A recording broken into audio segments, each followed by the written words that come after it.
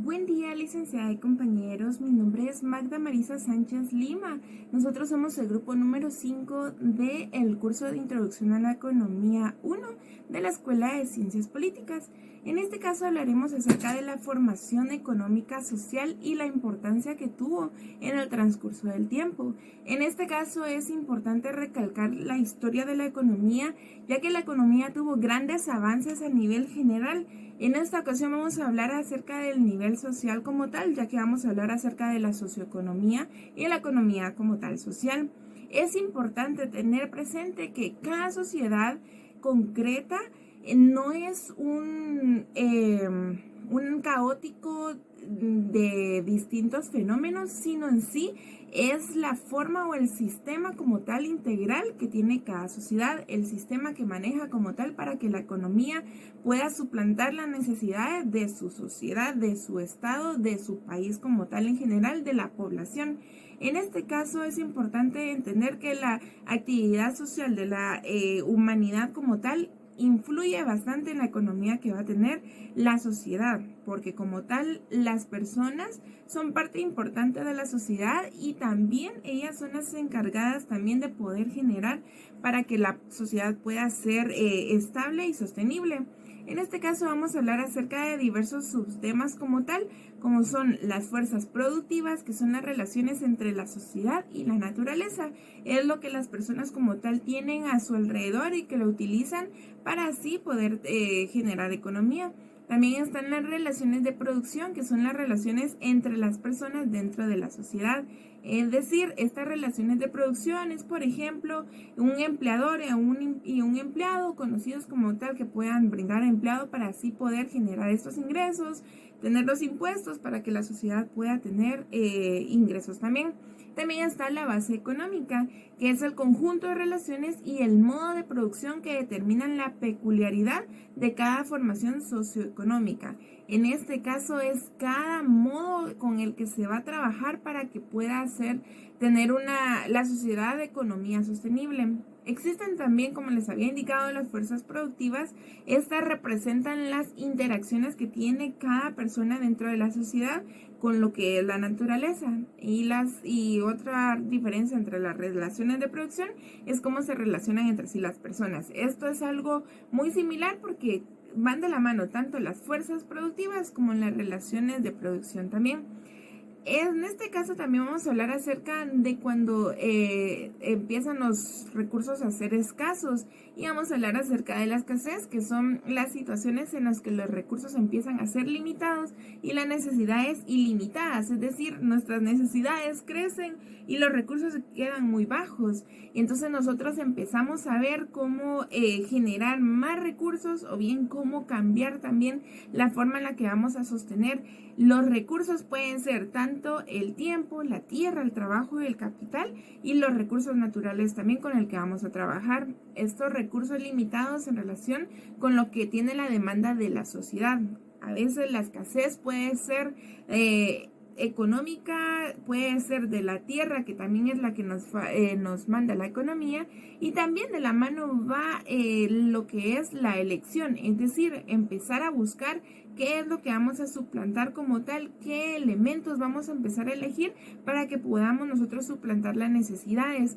Empezamos nosotros a ver qué es lo que nos conviene y qué puede esperar también para que podamos irnos nivelando y poder subsistir también. Entonces, la escasez va de la mano con la elección, porque así nosotros podemos elegir cómo vamos a poder suplantar estas necesidades. Es importante entender también de que existen hechos económicos y estos son los sucesos que tienen impacto en la actividad económica. Estos hechos económicos son como tal lo que pasa dentro del país, porque estamos hablando de la sociedad. Pueden ser las transacciones comerciales que se tienen de un país a otro, todo aquello que va a enriquecer al país como tal o a la sociedad.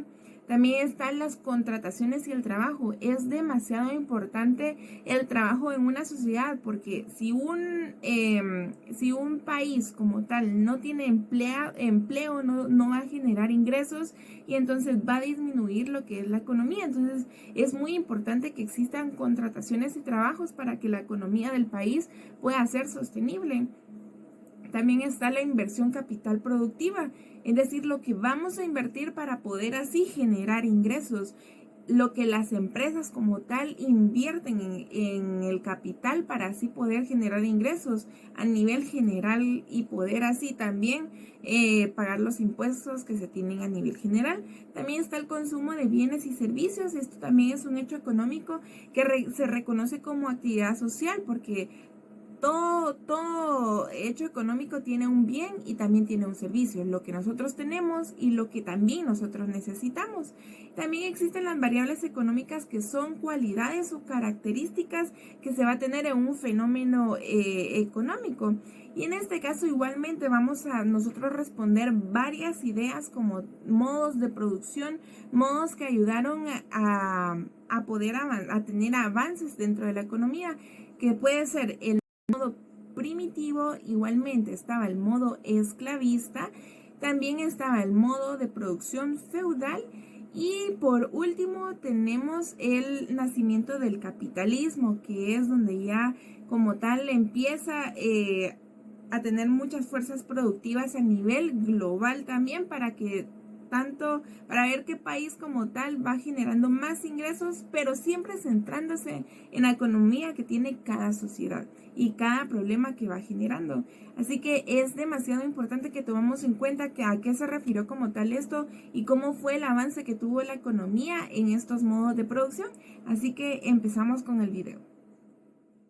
Mi nombre es Félix Pinelo y soy estudiante de Introducción a la Economía en la Escuela de Ciencia Política de la Tricentenaria Universidad San Carlos de Guatemala. En esta ocasión les quiero hablar acerca del modo de producción primitivo, el cual tuvo dos etapas, una pregentilicia y una gentilicia.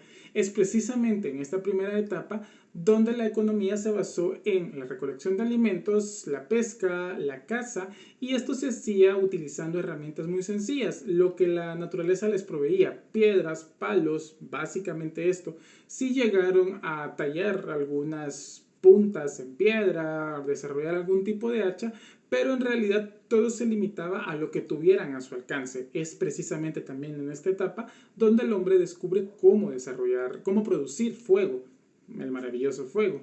En la segunda etapa, en la etapa gentilicia, la organización social evoluciona y los hombres se organizan en tribus. Adicional, que perfeccionan sus herramientas para la pesca, la caza, la recolección de alimentos, y surge el arco y la flecha como la gran invención de este periodo. En ambos periodos, tanto el gentilicio como el pregentilicio, la cooperación simple fue fundamental y la propiedad sobre los medios de producción era social. Quiere decir que todos los medios de producción eran de todos, no habían particulares dueños de algo. Y es que se debe de recordar que la economía de la sociedad primitiva era natural, por cuanto los miembros consumían en conjunto y dentro de la comunidad lo que producían. Tras la evolución natural de la forma de organización social y el hombre organizarse en tribus, inicia a darse la división intracomunal del trabajo y el intercambio de actividades de acuerdo al nivel de desarrollo de los instrumentos de trabajo, la productividad y las condiciones de vida. Esto quiere decir que empezaron a especializarse en ciertas actividades, lo que permitía una forma más sencilla de satisfacer las necesidades de la comunidad. La ley económica fundamental de este modo de producción indicaba que cada miembro solo podía existir y satisfacer sus necesidades únicamente gracias al trabajo en conjunto de la colectividad entera. Esto implicaba que se incorporaran al trabajo y empleo en la producción todos y cada uno de los miembros de la comunidad. Ante el aprovechamiento del metal, cuando descubren cómo fundirlo y con él producir herramientas, dejando atrás la edad de piedra y pasando a la edad de los metales, se dio una peculiar revolución en la sociedad primitiva, pues esto hizo más sencillo el trabajo de la agricultura, por ejemplo, aumentando la producción, y al aumentarse la producción había producto excedente. Ya no solamente satisfacían sus necesidades, sino que adicional les sobraba producto, lo que indiscutiblemente provocó la caída del modo de producción primitivo. Ya no se pensó en colectividad, sino que al haber tanto producto empezaron a pensar en individual, en ser dueños del producto y a beneficiarse con lo que se estaba produciendo, surgiendo con esto indiscutiblemente la propiedad privada, y en el afán de aumentar la producción social y con la división del trabajo, se crearon las premisas para la explotación del hombre por el hombre. Si esto se les hace conocido, ya saben desde cuándo viene. Hoy les voy a hablar sobre el modo de producción esclavista, el cual fue una organización social y económica que marcó un importante periodo en la historia de la humanidad. La esclavitud fue la primera forma de sociedad clasista surgida de la desintegración del régimen comunal primitivo, y el incremento de la producción de bienes materiales fue el motor de transición hacia la esclavitud. El modo esclavista implicaba la división de la sociedad en clase y la explotación de hombres a través de la esclavitud. La esclavitud representaba una forma coercitiva de obligar a los esclavos a trabajar para obtener el máximo de productos posibles. La base económica del modo esclavista se fundamentaba en la explotación de los esclavos, quienes eran propiedad de los dueños de los medios de producción. Y las ramas fundamentales de la producción de bienes materiales en este modo de producción eran la agricultura y la cría de ganado, las cuales eran llevadas a cabo por los esclavos, y una de las bases de este modo de producción fue la ley económica fundamental esclavista, que establecía que los poseedores de los medios de producción se apropiaban del fruto del trabajo de los esclavos. Esta ley determinaba cómo se distribuía la riqueza generada en la sociedad esclavista. En este modo de producción, el desarrollo de la división social, el trabajo y el incremento de las relaciones mercantiles contribuyeron a la consolidación de la propiedad privada y al surgimiento de las ciudades como centros artesanales y comerciales. Luego, con el tiempo y el agotamiento de las fuerzas productivas, las contradicciones internas en las sociedades esclavistas y las luchas de clases llevaron a la desintegración y a la caída del esclavismo, así logrando pasar de este modo de producción al siguiente. Soy Astrid Paola Cruz Vázquez y les voy a presentar el modo de producción feudal. El modo de producción feudal fue un sistema socioeconómico dominante en Europa durante la Edad Media, aproximadamente desde el siglo IX hasta el siglo XV. Se caracterizaba por una estructura jerárquica en la que los terratenientes, conocidos como los señores feudales, controlaban la tierra y otorgaban parcelas a los campesinos a cambio de sus servicios y tributos. La jerarquía social de este sistema era bastante estricta, ya que el rey ocupaba el puesto más alto, seguido por los señores feudales, el clero, los caballeros y los campesinos. La movilidad social era limitada, y la posición de una persona estaba determinada por su nacimiento. Sin embargo, para nosotros las clases fundamentales del modo de producción feudal son los señores feudales, la clase dominante en la sociedad feudal, y los campesinos o siervos, que eran la clase trabajadora de la sociedad feudal. ¿Cómo se creó la gran propiedad del latifundio? Se crea debido a la separación del régimen esclavista, las tierras comunales y las propiedades campesinas que se habían desprendido de las comunidades, así como de los diversos tipos de propiedades territoriales del régimen esclavista. ¿Cómo se caracterizaban las fuerzas productivas del modo de producción feudal? Ya que la agricultura era la base de la economía feudal, los campesinos cultivaban la tierra para su propio sustento y para el señor feudal. La producción agrícola estaba destinada principalmente al autoconsumo, y solo una pequeña parte se destinaba al mercado. La distribución de tierras. El territorio estaba dividido en feudos, que eran las unidades de tierras otorgadas por el señor feudal a sus vasallos a cambio de su lealtad y sus servicios militares. Los campesinos trabajaban en forma de pago de renta en estas tierras a cambio de la protección y una porción de la cosecha. En ocasiones los siervos podían realizar una renta en dinero, pero era muy poco común. Su sistema legal. El feudalismo estaba basado en un sistema legal descentralizado, donde cada señor feudal ejercía su propia autoridad sobre su territorio. Se desarrollaban sistemas legales locales que variaban según el feudo. La decadencia del sistema. A medida que la economía y la sociedad evolucionaban, el feudalismo comenzó a declinar. Los factores como el crecimiento del comercio, el desarrollo de las ciudades, los cambios tecnológicos y los conflictos internos debilitaron el sistema feudal, dando lugar eventualmente al surgimiento del capitalismo y al final el feudalismo como un sistema dominante en Europa.